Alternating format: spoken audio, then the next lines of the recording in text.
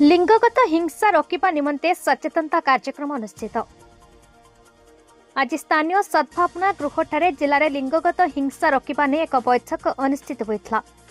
अतिरिक्त जिलापाल श्री रवि नारायण साहू अध्यक्षता कर लिंगगत हिंसा विरोध में 16 दिवसीय जिलास्तरीय सचेतनता अभियान कार्यक्रम शुभारंभ करते। कार्यक्रम में जिला शिक्षा अधिकारी श्री अमूल्य प्रधान, समाज कल्याण अधिकारी श्रीमती कनकलता नायक, IASTU डीएसपी श्रीमती कादम्बिनी सामल, महिला सुरक्षा अधिकारी श्रीमती स्निग्धाराणी महापात्र एवं जिलार विभिन्न वर्गर जनसाधारण उपस्थित रही जिले में लिंगगत हिंसा रोकवा निमंते कौन कौन पदक्षेप ग्रहण करते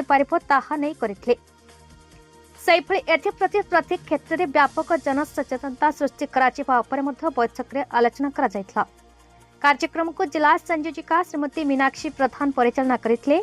प्रकल्प अधिकारी श्रीमती सुशीला रथ बाल्य विवाह मुक्त भारत गठन निमंते शपथ पाठ कराइथिले। शेष में सुरक्षा अधिकारी धन्यवाद अर्पण करते।